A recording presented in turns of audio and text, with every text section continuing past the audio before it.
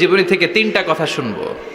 এই 3টা কথা শুনে মানার চেষ্টা করব, তারপর আমরা একসাথে বিদায় নিব। পড়েন ইনশাআল্লাহ। প্রথমে জানবো আমার নবী দেখতে কেমন ছিলেন। জানতে মনে চায় না? চাঁদের চেয়ে সুন্দর ছিলেন, ঠিক কি না? চাঁদের চেয়ে সুন্দর তুমি নবী আমার কামলিওয়ালা, চাঁদের চেয়ে সুন্দর তুমি নবী আমার কামলিওয়ালা, দু জাহানের বাদশাহ তুমি প্যারা নবী সাল্লে আলা, দু জাহানের বাদশাহ তুমি প্যারা নবী সাল্লে আলা, চাঁদের চেয়ে সুন্দর তুমি নবী আমার কামলিওয়ালা, ঠিক কি না? আমরা হাদিসের আলোকে দেখার চেষ্টা করব আসলে তিনি কতটা সুন্দর ছিলেন। তাহলে প্রথমে শুনবো উনি দেখতে কেমন ছিলেন, তারপর শুনবো ওনার আচরণ কেমন ছিল। দেখতে কেমন ছিলেন মানে বাহিরটা কেমন, আর আচরণ মানে ভিতরটা কেমন, ঠিক কি না? 3 নম্বরে আমরা শুনবো ওনার মেধা, বুদ্ধি, ইন্টেলেকচুয়াল ক্যাপাসিটি কেমন ছিল। কষ্ট হয়ে যাচ্ছে না তো? আলোচনা কঠিন মনে হচ্ছে? তাহলে প্রথমে শুনবো ফিজিক্যাল ক্যারেক্টারিস্টিক্স, তারপরে শুনবো বিহেভিয়ারিয়াল ক্যারেক্টারিস্টিক্স, অ্যান্ড ফাইনালি আমরা শুনবো ইন্টেলেকচুয়াল ক্যারেক্টারিস্টিক্স। প্রথমে শুনবো দেখতে কেমন, তারপরে শুনবো আচরণ কেমন, এরপরে শুনবো বুদ্ধি কেমন। পড়েন ইনশাআল্লাহ। শুনতে রাজি আছেন তো? প্রথম পয়েন্টে আমরা শুনবো আমার নবী দেখতে কেমন ছিলেন। বিশ্বনবী ঈসা ইসলাম দেখতে অনেক সুঠাম একজন মানুষ ছিলেন, শক্তিশালী একজন পুরুষ ছিলেন, অসাধারণ একজন পার্সোনালিটি ছিলেন, ঠিক কি না? উনি এত শক্তিশালী ছিলেন, বিশ্বনবী বলতেন আমার ডান হাতের ভেতরে আল্লাহ জান্নাতের 40 জনের শক্তি ঢুকিয়ে দিয়েছে। উনি মক্কার সবচেয়ে বড় কুস্তিগির রুকানাকে ধরে মাটিতে 3 বার আছাড় মেরেছেন। শক্তি বেশি না কম? সুবহানাল্লাহ পড়বেন না? বিশ্বনবীর এই বুকটা ছিল উঁচু, পেটটা ছিল চাপা, 6 প্যাক। কয় প্যাক? আপনাকে কয় প্যাক? আমার কয় প্যাক? আহা, বিশ্বনবীর 6 প্যাক। তবে শেষকালে একটু গায়ে গোশত বেড়ে গিয়েছিল, কিন্তু ইয়াং অবস্থায় 6 প্যাক। এই মুরাদনগরে জিমনেশিয়াম নাই? আছে। ইয়াং ছেলেরা দেখবেন তারা ডায়েট করে, they are on diet in order to keep fit. Keep fit, always fit থাকবা মিয়া। যৌবনকে ধরে রাখতে হবে, ঠিক কিনা? কারণ যুবকরা যদি ভালো পথে চলে ভালো থাকবে বাংলাদেশ, যুবক যদি পথ হারায় হায় হায় করবে বাংলাদেশ, ঠিক কিনা? যুবকদের মধ্যে আছে প্রাণ ঢালা শক্তি আর উচ্ছ্বাস, তাদের গায়ের রক্ত গরম, তারা চাইলে অনেক কিছু করতে পারে। এই যে কিছুদিন আগে কোটা বিরোধী আন্দোলন হলো, নিরাপদ সড়ক চাই আন্দোলন হয়েছে না? আমি অবাক হয়েছে, আমি মালয়েশিয়াতে ছিলাম, ছোট্ট ছোট্ট ছেলে মেয়েরা কেমন করে রাস্তায় চলতে হয় দুঃখজনক হলেও সত্যি আমাদের পুলিশ পোশাকি বাহিনী করে দেখাইতে পারে নাই। ছোট্ট ছোট্ট শিশুরা আমাদেরকে লজ্জিত করেছে, চিৎকার করে বলেন ঠিক কিনা? কিন্তু এত সুন্দর ইনিশিয়েটিভ নেয়ার পরে আমাদের পক্ষ থেকে যে আচরণ পাওয়ার কথা ছিল এটা তারা পায় নাই। কথা বলেন। কিছুদিন আগে নোয়াখালী বিজ্ঞান ও প্রযুক্তি বিশ্ববিদ্যালয়ে আমি দেখে অবাক, সেখানকার যুবকরা ইনিশিয়েটিভ নিয়েছে যে হাজার হাজার ছেলে মেয়েরা ভর্তি পরীক্ষা দিতে আসবে, এদেরকে আমরা ফ্রিতে খাওয়াবো, ফ্রিতে থাকতে দেব। নোয়াখালী করে গালি দিয়েন না, আগে আগমত করে দেখান। অসাধারণ কাজ করেছে, গোটা বিশ্ব দেখেছে, ঠিক কিনা? কুমিল্লার সন্তানরাও পারে, চট্টগ্রামের ছেলেরাও পারে, বরিশালের ছেলেরাও পারে। যুবকদেরকে শুধু এক হতে দেয়া দরকার। যুবকরা যদি এক হতে পারে তাহলে সমাজে আর কোনো অন্যায় অনাচার থাকতে পারে না। বিশ্বনবী যখন যুবক একটা সংগঠন করেছিলেন, নাম হালাফুল ফুদুল।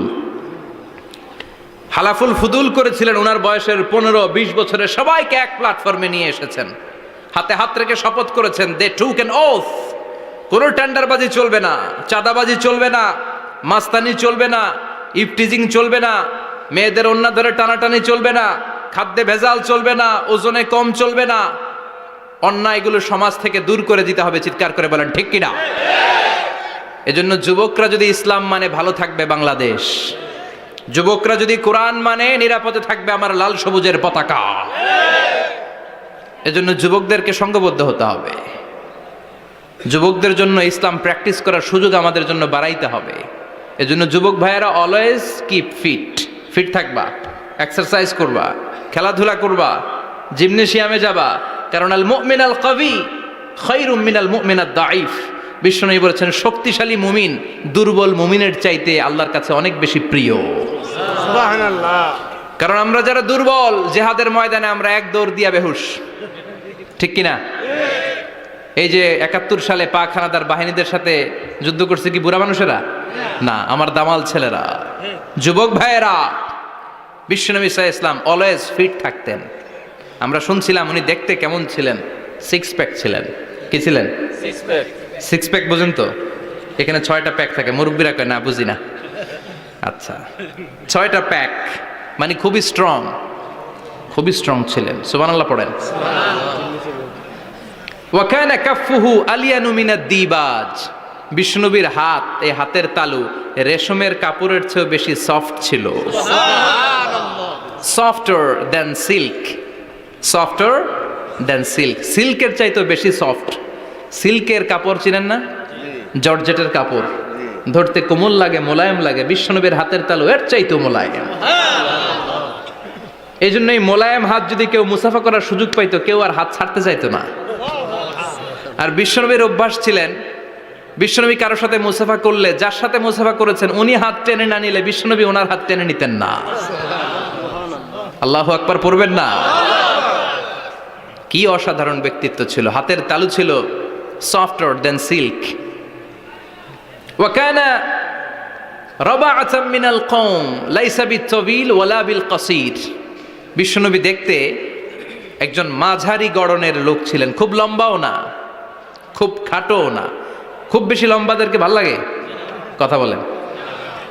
তাকাইতে গেলে টুপি পরে যাওয়ার সম্ভাবনা আছে। খুব খাটো যারা, এদেরকেও কিন্তু দেখতে অতটা ভাল লাগে না। বিশ্বনবী ছিলেন ব্যালেন্সড, মাঝারি ধরনের। লাইসা বিত-তাবিল ওয়ালা বিল কাসীর। কিভাবে আল্লাহ চুজ করেছেন ওনার পেয়ারা হাবিবকে, পড়েন সুবহানাল্লাহ। ওয়া কানা আযহারাল লাউন। ফর্সা রঙের মানুষ ছিলেন, ব্রাইট কালার। কি কালার? Bright colour. সিভি যারা লিখেন কারিকুলাম ভিটা, ওইখানে স্কিন কালার লিখতে হয়। আপনি কি ফর্সা না কালো? কালো হলে ব্ল্যাক কালার, ফর্সা হলে ব্রাইট কালার। বিশ্বনবী ছিল ব্রাইট কালার, ফর্সা রঙের মানুষ। কতটা সুন্দর ছিলেন! অনেকে বলে সাইয়েদনা ইউসুফ আলাইহিস সালাম বেশি সুন্দর। না না, বিশ্বনবী সাইয়েদনা ইউসুফ আলাইহিস সালামের চেয়ে অনেক গুণ বেশি সুন্দর ছিলেন। বিশ্বনবী বলতেন আনা মালিহুন ওয়া আখি ইউসুফু সাবিহুন। আমি বিশ্বনবী মালিহ। আলেম যারা আছেন উত্তর দেন আরবিতে। মিলহুন মানে কি? লবণ। তার মানে মালিহ মানে লাবণ্যময়। বিশ্বনবী লাবণ্যময় সুন্দর ছিলেন, আর ইউসুফ আলাইহিস সালাম সাদা সুন্দর ছিলেন। এদিকে লাবণ্যময়, এদিকে সাদা, কোনটা ভাল লাগবে? কথা কন। তার মানে বিশ্বনবীর গায়ের স্কিন ছিল ব্রাইট কালার, ফর্সা রঙের মানুষ ছিলেন, মাঝারি সাইজের মানুষ ছিলেন, 6 প্যাকের মানুষ ছিলেন। ওয়া কুবিদা ওয়া লাইসা ফি রাসিহি ওয়া লিহিয়াতিহি 20 শা'রা বাইদা। ইন্তেকালের আগে দাড়ি আর চুল মিলে 20টা দাড়ি চুলের বেশি পাকে নাই। সুবহানাল্লাহ পড়বেন না? দাড়ি আর চুল মিলে মোট পাকছিল কয়টা? অনেকে বলে হুজুর স্বপ্নের ব্যাখ্যা দেন। কি স্বপ্ন দেখেছেন? তিনি বললেন আমি স্বপ্নে দেখেছি একজন লোক আল্লাহ রাসূলের কবর থেকে উঠে এসেছে। তাই নাকি? উনি জানতে চাচ্ছে যে এটা আল্লাহ রাসূল কিনা। আমি বললাম চেহারা কেমন দেখেছেন? বলে হুজুর আমি দেখলাম ধবধবে সাদা দাড়ি, ধবধবে সাদা চুল। তার মানে উনি কি আল্লাহ রাসূলকে দেখেছে? না, আল্লাহ রাসূলের ধবধবে সাদা চুল ছিল না, ধবধবে সাদা দাড়ি ছিল না। ইন্তেকালের আগে দাড়ি আর চুল মিলে পাকছিল কয়টা? কোম্পানিগঞ্জের ভাইয়েরা মনে থাকবে? দাড়ি আর চুল মিলে পেকেছিল কয়টা? কেমন করে পাকবে? উনি তো জাইতুনের তেল মালিশ করতেন। সুবহানাল্লাহ। এজন্য আল্লাহ কসম করে বললেন ওয়াত-তিনি ওয়াজ-জাইতুনি ওয়া তুরি সিনিন ওয়া হাযাল বালাদিল আমিন। 3 ফলের কসম, জাইতুনের কসম। এই 3 জাইতুন যারা খাবে তাদের দাড়ি চুল সহজে পাকবে না। জাইতুন চিনেন? Olive oil. জলপাই আছে না? আরব দেশের জলপাইকে বলে জাইতুন। তাম্বুতু বিদ্দিহিনি ওয়া সিবগিল লিল আকিলিন। এটার অনেক কাজ। এটা খাওয়া যায়, মালিশ করা যায়, আবার এই জাইতুনের ডাল ভেঙে মেসওয়াকও করা যায়। বলেন ঠিক কিনা? বিশ্বনবী বলতেন নি'মাস সিওয়াকিয়াজ জাইতুন। জাইতুনের ডালের মেসওয়াক কতই না চমৎকার মেসওয়াক, ফাইন্নাহা সেওয়াকি ওয়া সেওয়াকুল আম্বিয়া মিন ক্বাবলি, কেননা জাইতুনের ডাল আমার মেসওয়াক, আর আমার আগে যত নবী দুনিয়া এসেছে সব নবীরা জাইতুনের ডাল দিয়ে মেসওয়াক করেছে। এই জাইতুনের তেল আপনার বাজারে পাবেন, অলিভ অয়েল বলে জিজ্ঞেস করলেই দিয়ে দিবে। কি অয়েল? এটা দাড়িতে মাখলে দাড়ি পাকে না, দেরিতে পাকে। চামড়ায় লাগালে ম্যাসেজ করলে চামড়ার ভাঁজগুলো পড়বে না, আপনার স্কিন সুন্দর থাকবে। বিশ্বনবী এটা মাখতেন, এজন্য দাড়ি আর চুল তেমন একটা পাকে নাই। আওয়াজ করে পড়তে হবে আল্লাহু আকবার। তুলুশ শাআর ইলা শাহমাতাইল উযুন। এবার শুনি বিশ্বনবীর চুল কেমন ছিল। বিশ্বনবীর চুল মাঝে মাঝে এই কানের লতি বরাবর আসতো।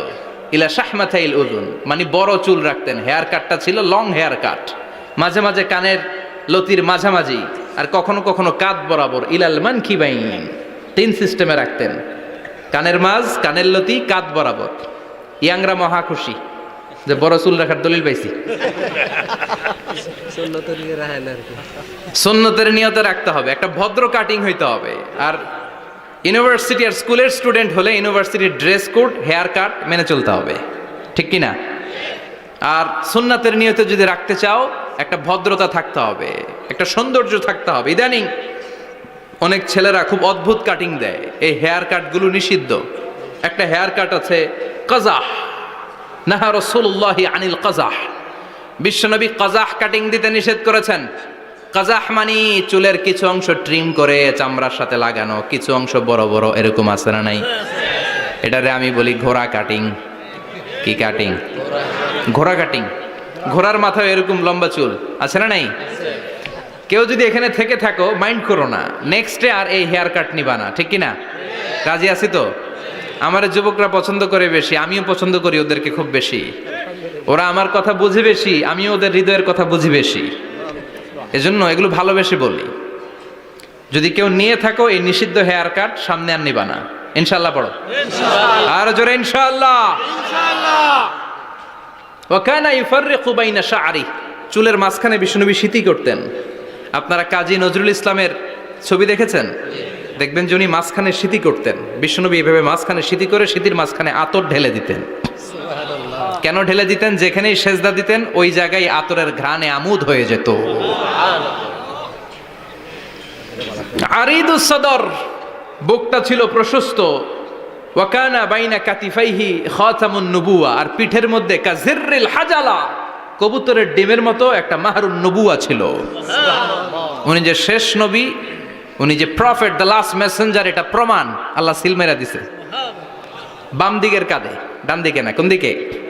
সাহাবারা যারা এটা দেখেছেন তারা বলেছেন যে আমরা দেখেছি এর মধ্যে কিছু চুলও ছিল, একটু লালচে ছিল, একটু উঁচু ছিল। একদিন বিশ্বনবী বললেন, বান্দার কোনো হক আল্লাহ কোনোদিন ছেড়ে দেয় না। আল্লাহর হক আল্লাহ মাফ করে, বান্দার হকের মাফ নাই। যদিও আমি নবী, আমার উপর যদি কোনো হক থাকে বলো, আমি দিয়ে দেব। কোনো সাহাবী দাঁড়ায় না। এক সাহাবী দাঁড়িয়ে বললেন, নবী, যুদ্ধের ময়দানে চাবুক চালানোর সময়, লাঠি চালানোর সময় এক কাফেরকে মারতে যে আপনার লাঠির বাড়ি আমার পিঠের মধ্যে পড়েছে। আপনি যেহেতু এই কেসাসটা আদায় করতে চান, আপনার পিঠে আমি লাঠির বাড়ি মেরে এটারে শোধবোধ করে দিতে চাই। সাইয়েদনা ওমরে ফারুক হাতের জামা এরকম পড়তে শুরু করছে, আয় এদিকে আয়, তোরে শোধবোধ করাই। বিশ্বনবী বললেন, ওমর রাখো, এটা বান্দার হক, মিটাতে দাও। বিশ্বনবী বললেন, আসো, তুমি এসে আমার পিঠে লাঠি দিয়ে চাবুক দিয়ে বাড়ি মারো। সাহাবী বলে, ও নবী, তখন দুর্ভিক্ষের সময়ের যুদ্ধ ছিল, আমাদের গায়ে জামা ছিল না। যখন আপনি আমার চাবুকটা পিঠের মধ্যে মেরেছেন, আমার পিঠে তখন জামা ছিল না। আপনি যদি যথা নিয়মে কেসাসটা আদায় করতে চান, আপনার জামাটা খোলেন, খালি পিঠের মধ্যে বাড়িটা মারিস। এবার আর ওমরে ফারুকরে ধরে কে? এদিকে আয়, তোরে দেখাইতেছি। বিশ্বনবী বললেন, ওমর থামো, মারতে দাও। বিশ্বনবী ওনার জুব্বাটা উপরের দিকে উঠালেন, পিঠের মধ্যে বাড়ি দেওয়ার জন্য ওই সাহাবীকে ডাকলেন। ওই সাহাবী বিশ্বনবীকে পিছন দিক থেকে জড়িয়ে ধরে ওই মোহরে নবুয়তের মধ্যে চুমু দিয়ে ফেলেছে। সাহাবী বললেন, নবী গো, এই নাটক করার জন্য আপনি আমারে মাফ করে দিয়েন। আপনি বিশ্বনবী, উদম গায়ে আপনারে দেখা যায় না, খালি গায়ে আপনারে দেখা যায় না। শুনেছি আপনার পিঠের মধ্যে মোহরে নবুয়ত আছে। অনেক দিনের সাধনা, জল্পনা কল্পনা, আপনার মোহরে নবুয়তে আমার ঠোঁটটা আমি লাগাবো।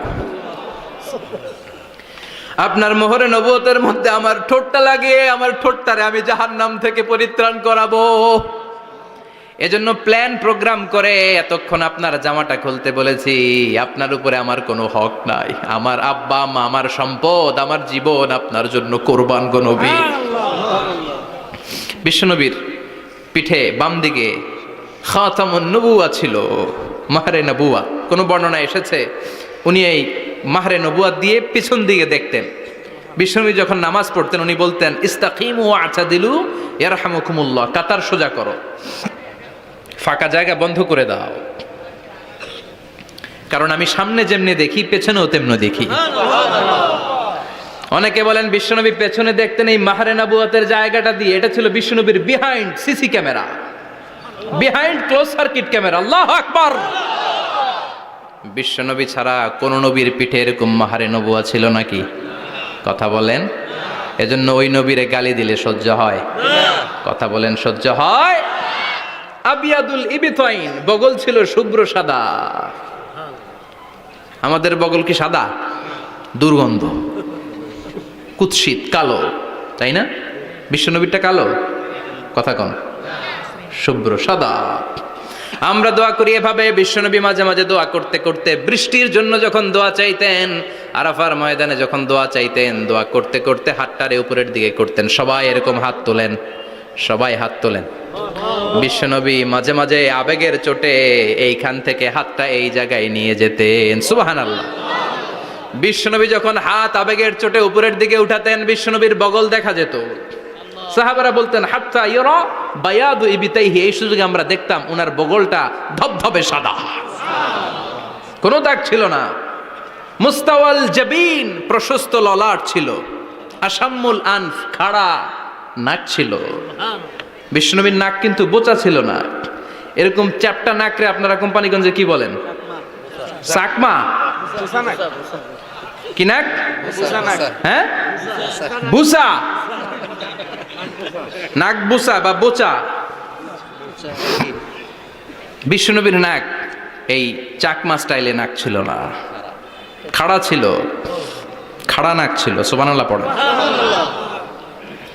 মুফাল্লিজুল আসনান, দাঁতগুলো ছিল পরিপাটি। বিশ্বনবীর দাঁতের দিকে তাকালে, বিশ্বনবীর হাসির দিকে তাকালে মনে হতো হাসিতে যেন মুক্তা ঝরে। বিশ্বনবী দেখতে কেমন ছিল আন্দাজ পাচ্ছেন না মোটামুটি? এই চমৎকার দেহটা নিয়ে যখন আয়নার সামনে দাঁড়াতেন, বিশ্বনবী জোস জোস পোজ দিতেন না। এখনকার ছেলেপেলেরা বলে আয়নার সামনে দাঁড়াইয়া দেই জোস জোস পোজ, আছে না নাই? বিশ্বনবী জোস জোস পোজ দিতেন না।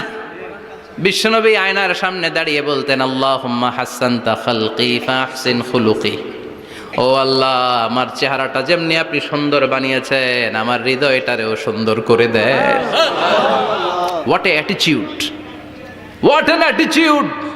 কি অ্যাটিটিউড ছিল ওনার! আমরা আয়নার সামনে সেজে পড়ে দাঁড়ালে চুলকে সাইজ করি, পাং করি, স্টাইল করে, ডিজাইন করি। বিশ্বনবী সুন্দর চেহারাটা নিয়ে যখন আয়নার সামনে দাঁড়াতেন বলতেন আল্লাহ, আমার চেহারাটা যেমনি সাদা, হৃদয়টারেও সাদা করে দেন। কিছু মানুষ আছে চেহারা সাদা, হৃদয় কালো, আছে না নাই? কিছু মানুষ আছে চেহারাটা কুচকুচে কালো, অন্তরটা সাদা, এমন মানুষও আছে না নাই?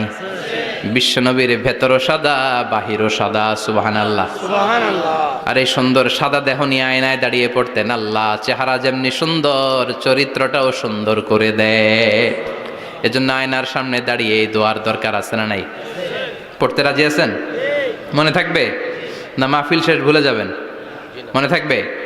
আয়নার সামনে আপনি যখন দাঁড়াবেন, আপনার স্ত্রী যখন দাঁড়াবে, আপনার বাচ্চারা যখন দাঁড়াবে, বলে দিবেন বাবা আয়নার সামনে দাঁড়ানোর দোয়া পড়ো। কত অসাধারণ দোয়া! পড়েন আওয়াজ করে আমার সাথে, আল্লাহুম্মা হাসানতা খালকি ফাহসিন খুলুকি। আল্লাহুম্মা হাসানতা খালকি ফাহসিন খুলুকি। এর মানে আল্লাহ, আমার চেহারাটা করেছো সুন্দর, আমার আচরণ, আমার চরিত্রটাও সুন্দর করে দাও। চিৎকার করে পড়েন আমিন। তাহলে বিশ্বনবীর ব্যাপারে